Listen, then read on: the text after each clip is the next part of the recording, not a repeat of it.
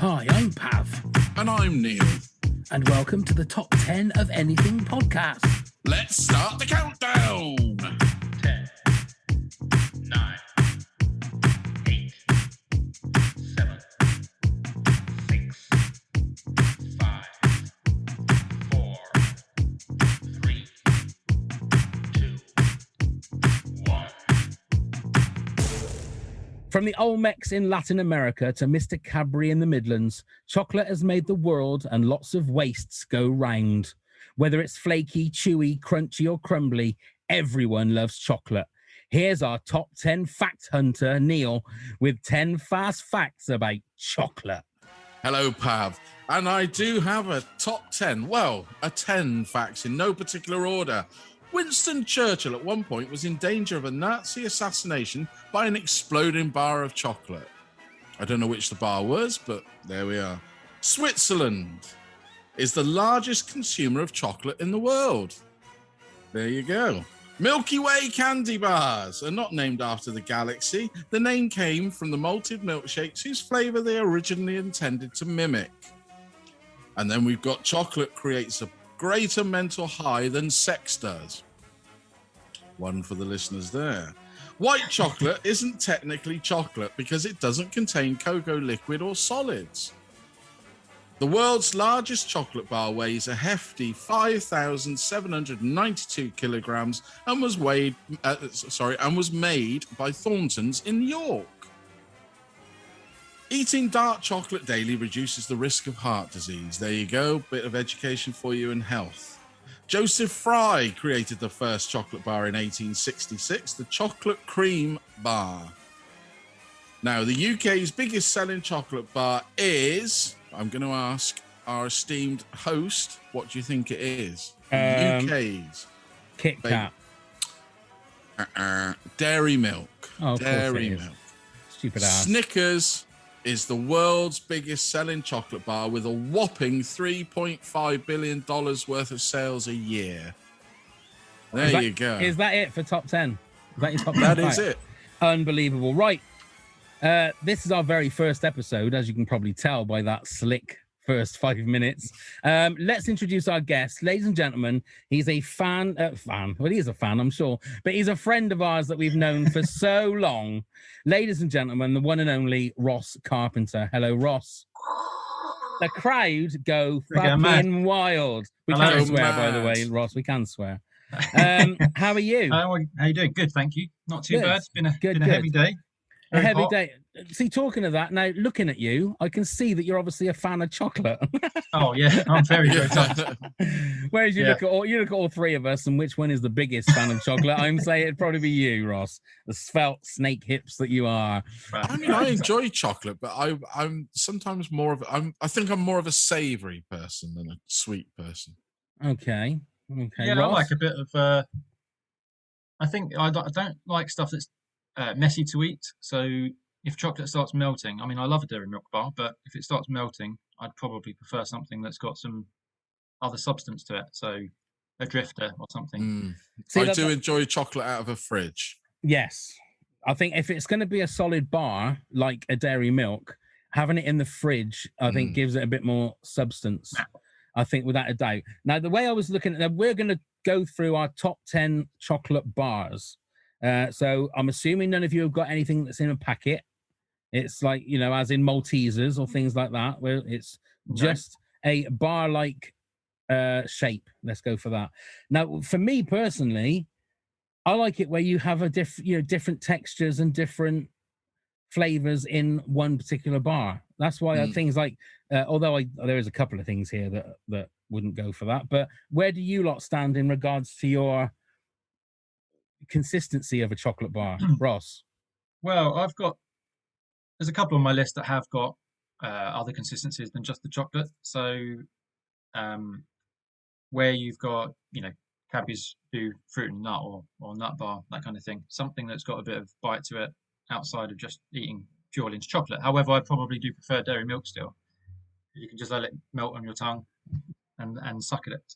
This could well be one of our most erotic podcasts we've ever done, because there can be so many little cuts that we can make out of this and get even if people you in take trouble. the nuts out. Yeah, exactly. Could have a good old suck.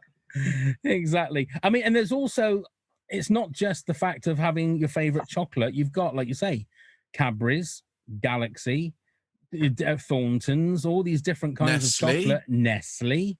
Fries. Well done. Ross has been listening. You listen to the fast facts. Joseph Fry. Joseph Fry. So let's go. I'm sure we will go off on tangents and we'll go off and talk about different things, but let's get everybody's number 10 first. So where do we stand then, Ross, on your 10th favorite? Well, I've got Terry's chocolate orange bar. Oh, okay.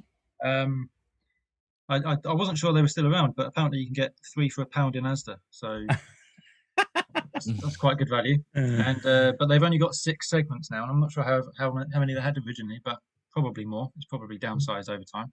Right. Okay. Because the other thing we've got to look at as well is the fact that I was only looking at this yesterday. You got to look at also how obviously myself and Neil are a little bit older than you, Ross. So we can remember when Twix used to taste like a Twix, Right. and when Mars bars used to be the size of a Mars bar, not like they are now, where they're literally a little bit bigger than what used to be a fun size Mars bar. So all of these different things. I mean, I've got some, one in my countdown that I don't think is around anymore. Oh, intrigued. Yeah, which is I mean, I was going to have some honourable mentions because they're not around anymore. But I've got honourable mentions who missed out just because they weren't in my top 10. But yeah. But I do. I remember. Sorry. I was going to say I do like the way that you've snuck in the Terry's chocolate orange there, because they did bring out a bar of that as well. So that's very good, very clever, Ross. What was you going to say? I mean, I would have liked to have had pyramid. Do you remember those? The pyramid. No. Filled with mint cream, like an after 8 mint, but basically a pyramid shape, and you would bite the top off.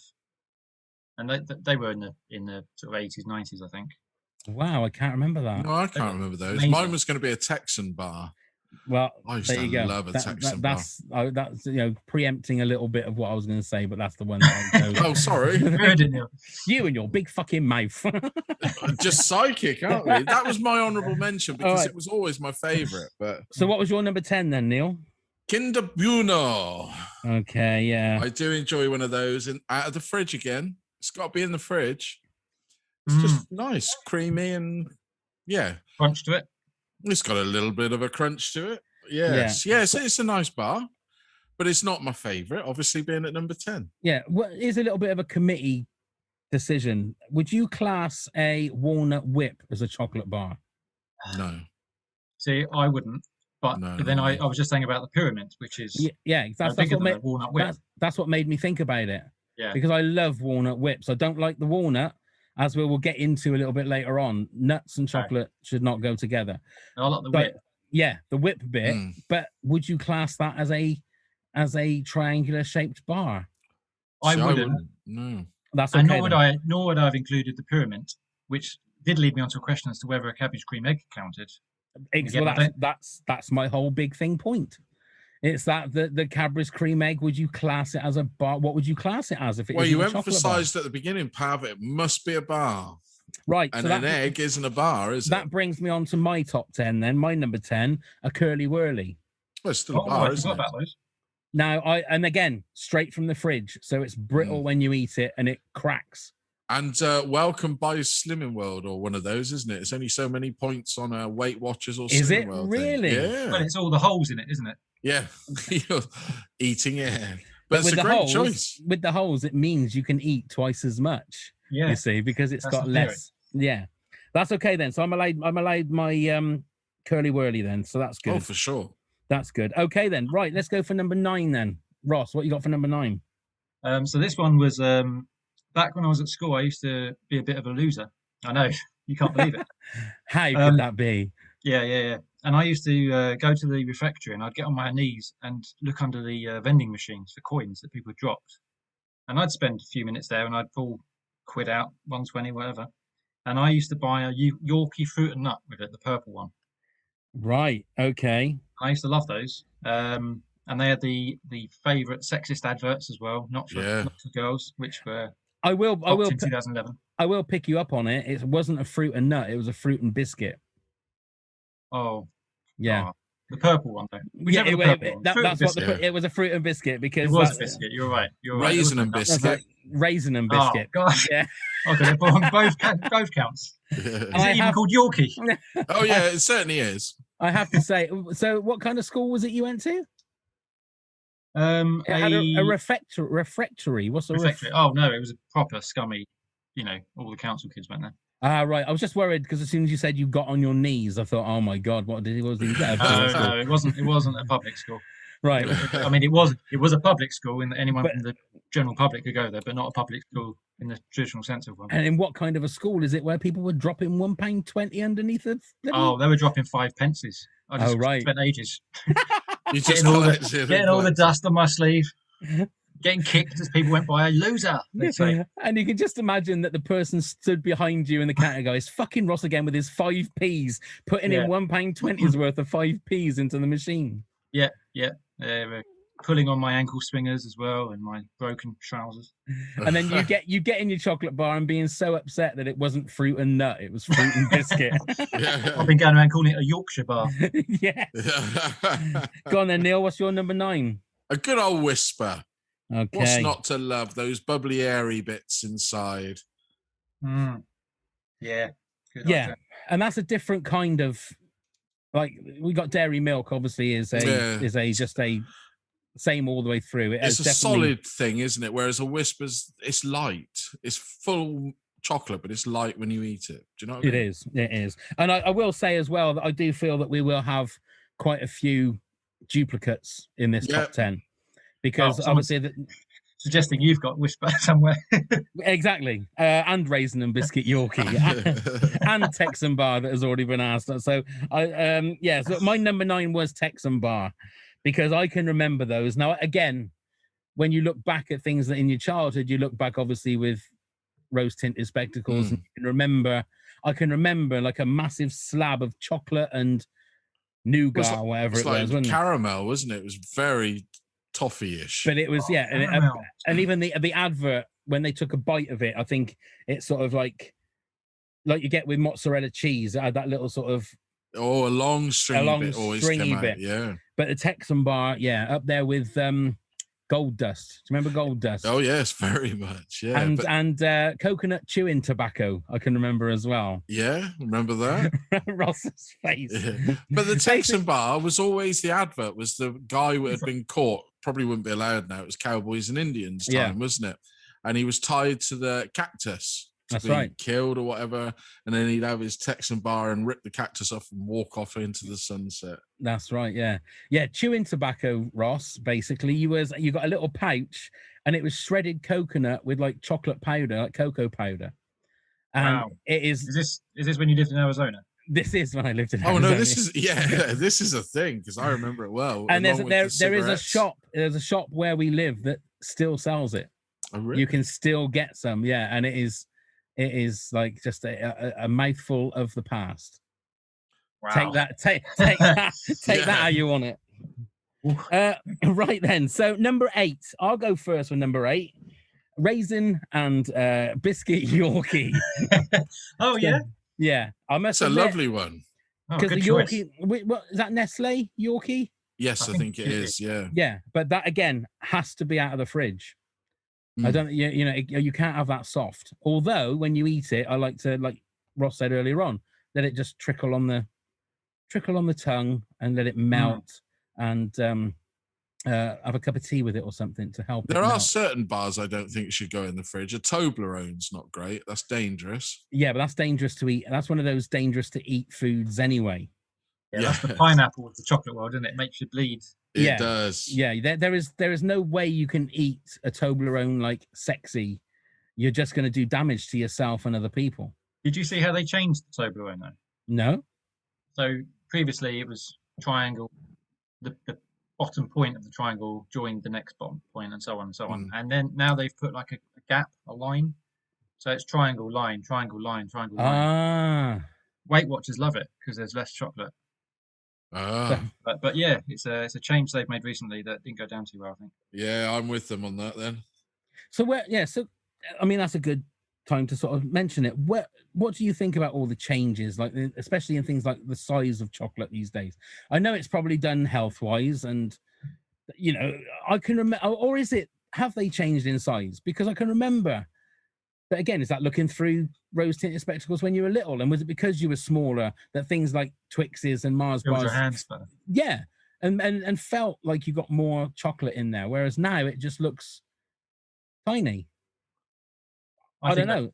I think there's been people who have shown packaging from the past where the grams are different and evidence that it is smaller. I think it's probably a health aspect. I think it's also just companies making money as easily as they can. Especially with things like Quality Street and all of those kind of things, the Christmas chocolates. You look at the tins now to the tins 20 years ago, 30 years ago, and they're like a third of the size. Yeah, but the same price. And you'd have, you get like double, so 2 Mars bars in a packet so that you can have one each.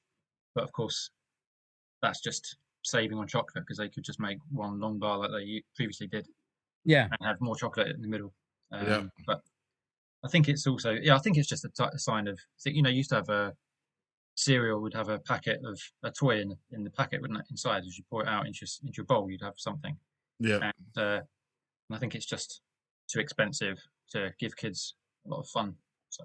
And also, I read about the toy. It's health. It's for safety aspect as well. They're not allowed to do it. Yeah. It went from not being allowed into the main pack with the actual cereal to going into between the cardboard and the pack, and now completely gone. Can you remember the Doctor Who little stand-up things with the little backgrounds they used to do in the cereals? Is that the backgrounds would be on the back of the packet? And then you'd have these little stand-up characters like that's it. The Tom Baker era. So when was that? Late 70s? Late 70s, early 80s. And the other one I always remember, loads of cereals did, where you put something in the oven and it would shrink. Like, I can't remember what it was. People do it with crisp packets now, but they used to have like a picture that you could make like a pendant out of or something. You put it in the oven and it completely shrink. There you go. We're totally on a tangent now. To be fair, I can remember doing that with crisp packets back when I was younger. At school. It was the in thing, Daddy-O. Bring it back because the mullets come back.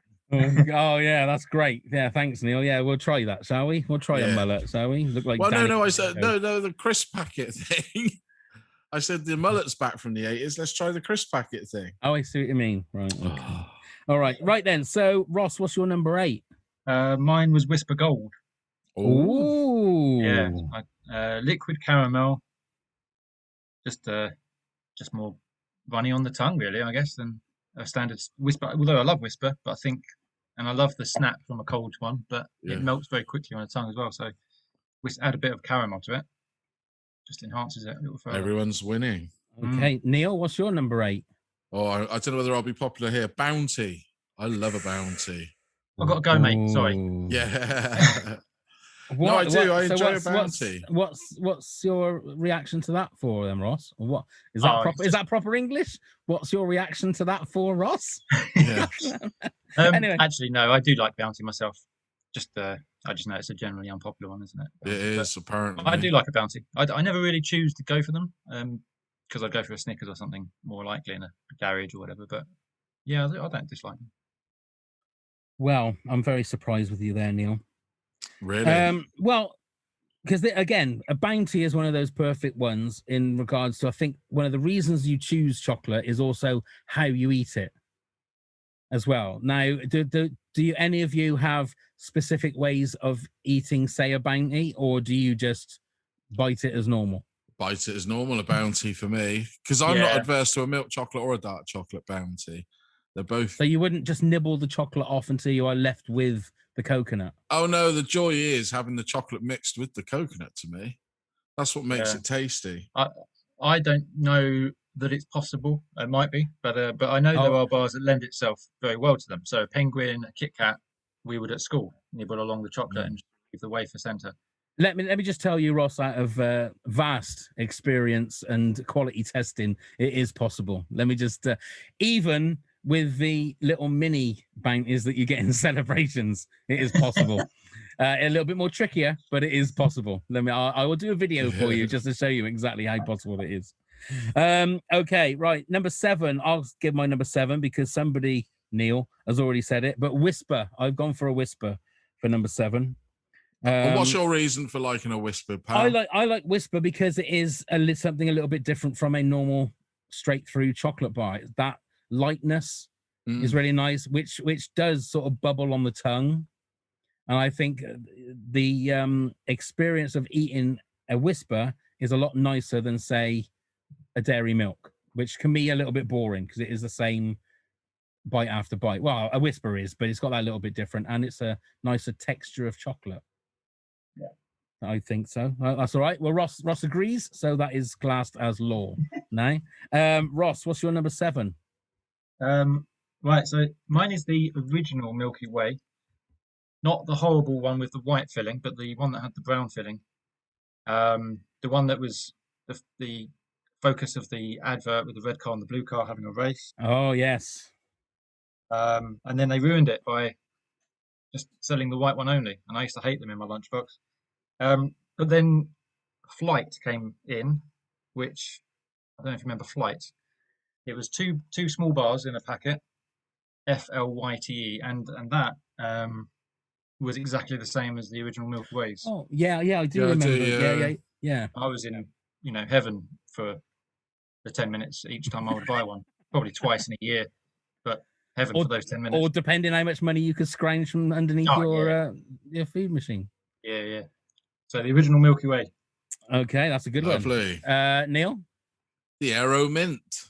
Ooh. I do enjoy an Aero Mint. Again, it must be refrigerated. And why specifically the mint one, though? You're not an orange. I find it really refreshing. I love mint anyway, the flavour of mint. So I'm a good old-fashioned, extra strong mint man. I just think the flavour of mint is gorgeous. So, the Aero Mint in the fridge. You walk to the fridge to get yourself a drink. You got to have a couple of chunks, go away, come back. It's that sort of bar, isn't it? Yeah. See that I can't compute with. Why would you go there, take a couple of chunks and go away? Why would you not just take the bar with you and finish the bar? Now, obviously, that says a lot to all our listeners and our watchers on YouTube, because they can see me and they can go, yeah, that's why you are that size, because you don't just take 2 chunks, you take the whole bar. Am I the one that's in the wrong? No, because I do it with some bars. I literally, you have to ram down. But no, it's answering my own question while I'm looking in myself in the screen. I know that's but it's self-control, isn't it? If it's a bar that you really like, are you talking about a big bar or just like a normal little bar? Do they do little bars of them still? Yeah, of course they do. I've never seen them for ages, but no, a big bar. It's always a big bar. They're lovely. I really love them in Aero. Yeah. Okay. Again, another really light tasting chocolate bar. Will we find out how much you like them a little bit later on, Ross? We won't. I forgot all about that one. You don't like them that much then, obviously. Right then, number 6. Now I've gone for the good old crunchy. Mm-hmm. Crunchy again, slightly harder to nibble the chocolate off, because you do tend to break the bar, which I feel then means you just eat the bar normally. If you break it, if it crumbles, if it comes detached, you just eat it as it is. Sucking, however, is perfect, or dipping it into a hot beverage. Oh, that's true. Dipping into a beverage. That will get the chocolate off, and then you are left with nothing but crunchy, not caramel. What is it? Honeycomb. Honeycomb. There you go. So that's my crunchy at number 6. Ross, what are you going for number 6? It's a chocolate bar that I don't actually like. That makes sense. But it's more of a kind of a one that makes you reminisce, and nostalgia kind of is important. So the Penguin. Okay. Ooh. Chocolate bar for me. Now, see, is that a chocolate bar or is that a biscuit? Well, a biscuit versus the cake debate. Everyone's had that, and everyone knows the answer to that is that a biscuit softens when it's left out, and a cake goes hard when it's left out. That distinguishes and therefore makes a Jaffa cake a cake. Let me just stop you there. It's not pronounced cake. for something that stiffens outside. I think you're reading that wrong. Sorry, yes, of course. Yes, no, carry on. Okay, so you're classing Penguin as a chocolate bar then? I would say so, because do you go, is a Kit Kat a biscuit or is it a wafer? Because it's still covered in chocolate and it is a bar shape. The one that usually causes the argument, and I'm sure it's in people's top 10, is the Twix. People always argue that's a biscuit. Oh, yeah. Even probably the advertisers. Yeah. Well said, Neil. Well said. Okay. Yeah. I mean, I've gone with Penguin because everyone has them. School, it's school nibbling the chocolate off the sides. It's in the royal family. Every grandma's got a tin of old biscuits, chocolate bars, which include Breakaway, Caramac, and things like that. And or those horrible gold and red foil covered caramel things, and a little disc of silicon that keeps them from going stale. So yeah, Penguin's just getting in and I think we can allow that. I'm sure our listeners will tell us if they're wrong, if you're wrong, but I mean horrible, but no. Neil, what's your number 6 then? It is the Dime, the good old-fashioned Dime bar. Good one. Nice. I do like a Dime bar. Again, it's really nice in the fridge. It gives a wonderful crack when you break it when it's come out of the fridge. All right, so we'll get onto it now with the whole nuts and chocolate debate, because I really feel that you should have nuts and chocolate as far away from each other as possible. And Dime is almond flavored, isn't it? Or it's got some kind of almond taste to it. Tastes like caramel to me. Oh, does it? So, yeah, like solid caramel. Yeah, but you're colorblind, so. Are you thinking of those? You're thinking of a mouthful of almonds now? I'm not. No. Because I'm sure that does taste like almond. That would do. Yeah. Yeah. And also the singer of Soft Cell. Yeah. Tastes like almond as well. Hey. Or a bit of marzipan. I didn't know you called him that, Neil. Yeah, only on our nights in. Yeah. So something like that is what I would keep away from a Dime bar. And I've never had a Dime bar because I'm sure it says on the packet something about almonds. It could well be, but I don't particularly taste almonds because I'm not that fond of it. But is any of you two, do you like chocolates and nuts, or? I don't mind it. There's only specific bars that I will eat. Like, I'm not a big fan of just the whole nut, but I don't mind a little bit of fruit and nut. Yeah, same. A picnic bar is nice. That's just the consistency and stuff. See, just the nuts. But I'm not a big fan of a Snickers. So right. Okay. I like peanuts, but not hazelnuts so much. Right. Yeah. So I like roasted peanuts and salted peanuts, but anything to do with chocolate, just not chocolate covered nuts. No chocolate covered nuts. Don't like them. Right. Number 5, Ross. Give us your number 5. Well, mine's a crunchy, as yours was for number 6. Just because the advert is about Friday feeling, and I do really think it does feel like a Friday if you have one. Maybe it's because I only eat them on a Friday because I don't want to ruin that illusion. That would help. It's a wonderful illusion to keep. Do you know how fucked up your week would be if you had one on a Monday? You'd think the following day would be the weekend. What a nightmare. Yeah. Work would be going, where is he? Where's Ross? And you're there sitting in your garden thinking it's Saturday, waiting for the football to start. I know, yeah. Wait for Saturday Kitchen to start on Wednesday. Exactly. Neil, what's your number 5? A Tunnocks caramel bar. I think that's the one that Ross was talking about with the gold and red foil. Could be. I enjoy it. Tea cake. Yeah, the tea cake. See, that isn't a chocolate That's not a bar, though, is it? No, that's the golden red I think you may be thinking of there. But they are red and gold, the wrappers. I usually take one for my lunchbox a day. Are they the little ones like that? Yeah, and they do a dark or milk chocolate. They're lovely. They're lovely, jubbly. Come from Blackpool or somewhere like that. That's where they're made. There you go. Is it really? There you go. That should have been in the top 10 facts. Oh, no, they were more interested in those facts. I've gone for the Kit Kat Chunky, not crunchy. The Kit Kat Chunky. Mainly for the fact that I like to get 4 of them, stick them together, and try and make me believe that I'm like small. That's like a giant Kit Kat. But because Kit Kat and other chocolate manufacturers have reduced the size of chocolates in general, it actually could be. Actually, could be what it was when I was a little. Yeah, when I was a little. When I was little. Yeah, but again, so, you're saying that it's a wafer. So does it class as a? I think it's a chocolate bar. I would say it was a chocolate bar. It's always displayed within the chocolate bars in any shop. Yeah, if we're going to give Penguin a chocolate bar, then I do believe that Kit Kat and Tunnocks caramel, because that's got wafers in, hasn't it? Yes, indeed. Okay, so what are we on now? Number 4. So we're getting into the squeaky bum time now for the top 10. Ross, your top 10, your number 4. Double decker. Oh, the classic double decker. I love that. The way your teeth sink into the nougat. Right. So again, how do you eat yours? Just bite it. Is that it? I don't do it any special way. Don't? I like the whole collection. It's like eating cheesecake bit by bit. I want to have the biscuit, the carrot, the nougat, the chocolate all merging and melding in my mouth. Yeah, see, it's weird because I will eat a cheesecake like that. I will scrape the topping off and then scrape the same as like a lemon meringue pie.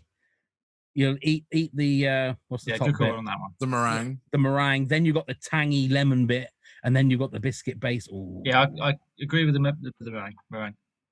Right, Neil, what's your number 4? Boost. Ooh, I do like a Boost. They very closely got in my top 10. Very close. They're just a lovely, lovely bar. I mean, that's got caramel, a bit of nougat, isn't it? A bit of biscuit, a bit of everything in that. High in protein as well. And calories. Yeah. And it's yeah. And you left me on 10 notes. I was just trying to think. There's a couple of different types of Boost, isn't there? Am I thinking of there is a protein plus kind of Boost bar, I think, isn't there? They're like £2 just they're for very one bar, very expensive. But they're also one of those other ones, a bit like a Toblerone and a Lion bar, that are very, very dangerous to eat. Yes. Because they're all knobbly bobbly everywhere, and it'll like cut the roof of your mouth open. Never ever put a Boost in the fridge. You are actually eating a Lion bar, right? Yeah. Because eating any other part of an actual lion is dangerous. Well, it depends on whether the lion is dead. Yeah. or a bit busy. A bit busy, indeed. Well, I've gone number 4, double decker, so I'm there with you, Ross. Same with you on that one. But I do nibble the top of the nougat off and leave the biscuit, which I did actually this very day. I did it during dinner time. You say leave the biscuit, leave it till when? No, to the end. So you just eat the nougat in chronological order. Yeah. You eat the nougat first, so you are left with just the biscuit. Well, it's not. It's like a Rice Krispie base, isn't it? Yeah, like what was in the Crunch bars. Crunch bar, exactly. And then finish it off with that, and then you've got chocolate on your fingers that you can lick off. Yeah. Right, my number 3 is Turkish Delight. Ooh, lovely. It's one of the most decadent of chocolate bars, but the most rewarding when you manage to get all of the chocolate off and you're just left with this wobbly jelly bit of Turkish Delight. It's beautiful. You must have the patience of a saint to do it. Just keeps it so that you're not just wolfing it down in one go. You're savoring every little tiny morsel of chocolate. And yet you can't go to the fridge and take one chunk. No, I take the whole lot. Yeah, I take the whole lot. Ross, what's your number 3? Well, I've gone for a Fry's Turkish Delight. Way! Oh, really? Yeah. I'd completely forgotten about that. Never mind. They are a rare treat. They're very expensive for the size of. So that often is why I don't buy them, because they are too expensive per meter squared of chocolate. Yeah. But I love them, and just delicious, aren't they? They are. Yeah, because I also think what you're saying, Neil, why do I do it? That could be literally a mouthful.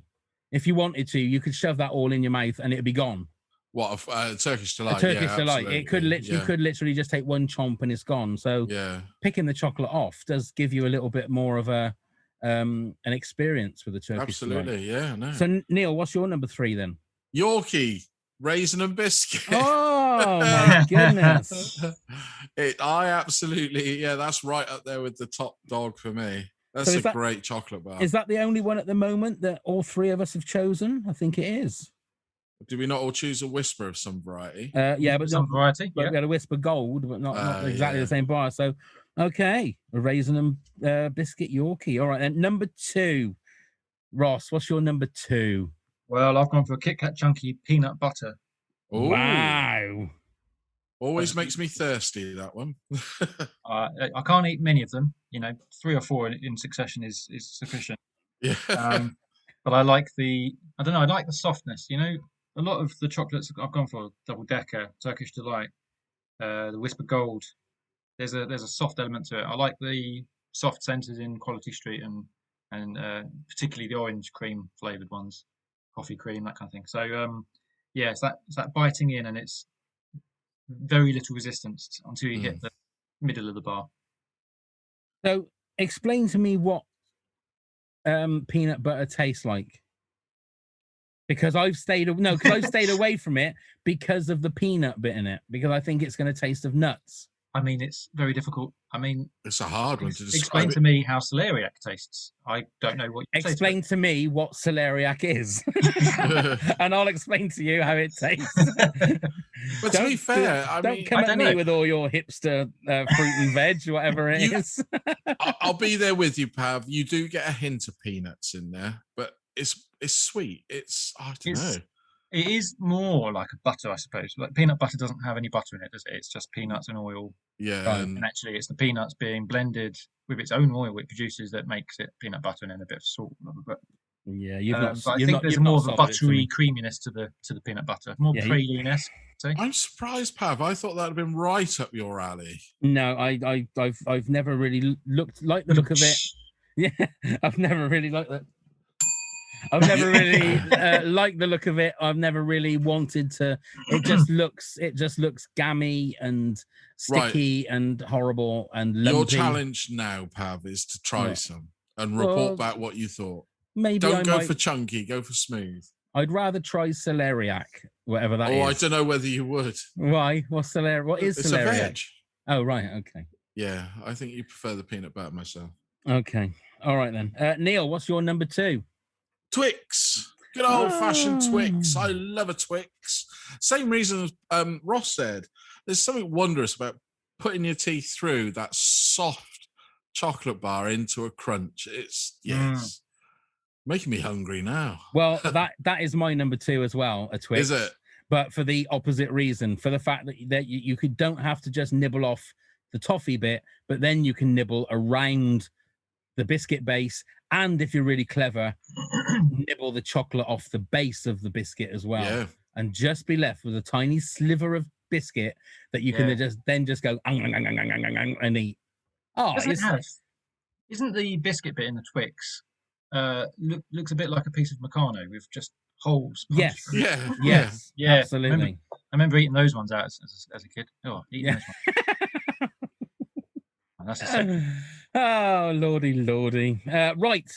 So that is our 10 to 2s. So I think what was Ross's number 2? A Kit Kat Chunky Peanut Butter. Yes, that's right.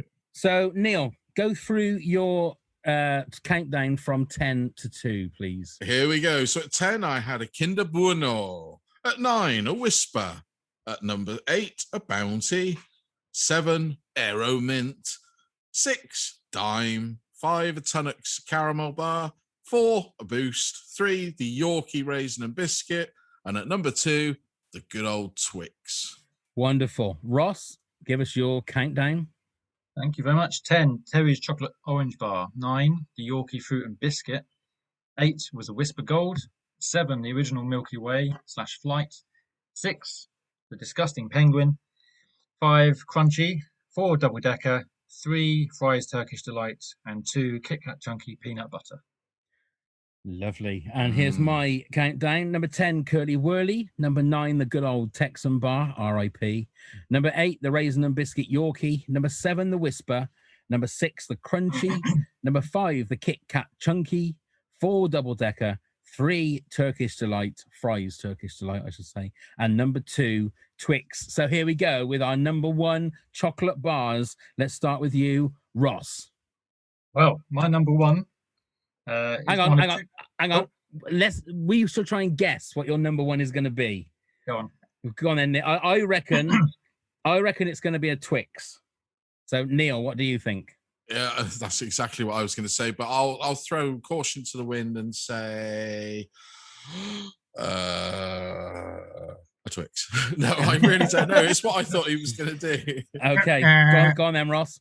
Right. Well, it was mentioned in your facts at the start. Actually, funny enough, it is the fries cream, but orange or mint flavour.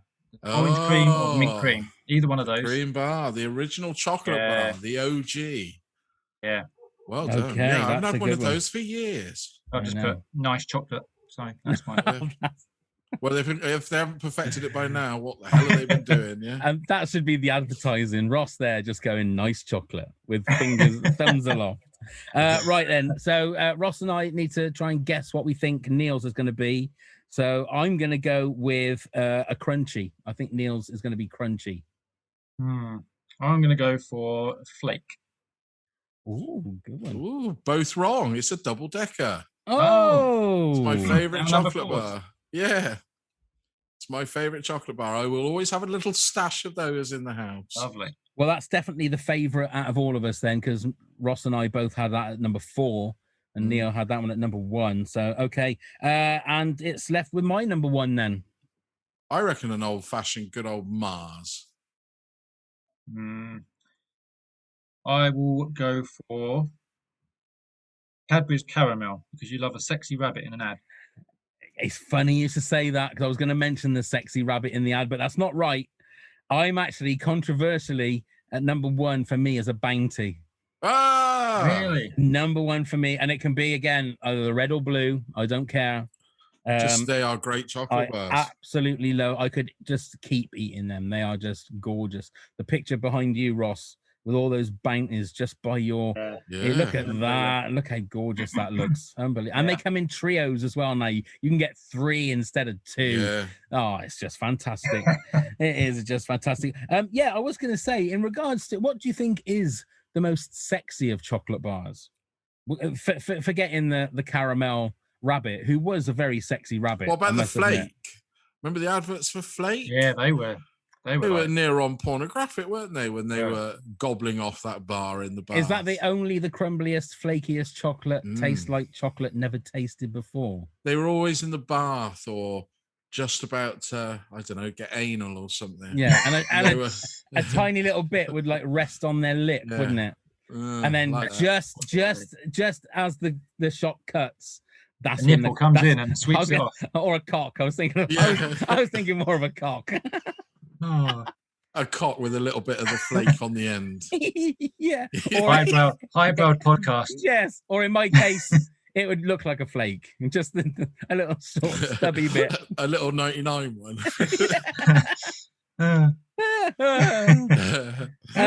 Right. So we got some honorable mentions here. Darren Brown said the classic Mars or Caramac for me. Ooh. Is I'm not Caramac sure chocolate? about the caramel. It's a bar though. Yeah, well, white chocolate is not. Yeah. It's not even white It's though, not is chocolate. it? Yeah. Yeah. Well, So I'd accept a Mars. I always found caramel really sickly. Yeah. Really sickly. Yeah, definitely. You couldn't eat You couldn't eat a whole big bar of that. Our friend Helena White said my top 10 in no particular order as I cannot choose is Galaxy Ripple, Twirl, Cadbury Dairy Milk, White Chocolate Kit Kat, Milky Bar, Milky Way Crispy Rolls. Oh, they're awesome. Awesome. Class that as a chocolate bar? No. Yeah, I think so. Oh, I would. think? You see? Yeah, I would, because they're stacked with the chocolate bars. Crunchy, Mint Aero, and Dame. A Dame bar? Dime. That's Dime. That's DAIM. Swedish spelling. Yeah. Ah, thank you. Right. Stu Grant said double decker fruit and nut Mars Star Bar. Oh, remember Star Bar? Are they still They're still going? Yeah. Are they? Curly Whirly. And Sean Robbins said Twix, Snickers, and Hershey's White Chocolate Bar. Not a fan American. of Hershey. Yeah, Hershey's Kisses are nice. Yeah. Was that Hugh Grant, did you just say? No, Sean Robbins. Stu Grant, that was. Sorry. Hugh Grant. Yes, Stu Grant, not Hugh Grant. Because I know Stu Grant got pulled over by the LA police for sucking on a ripple.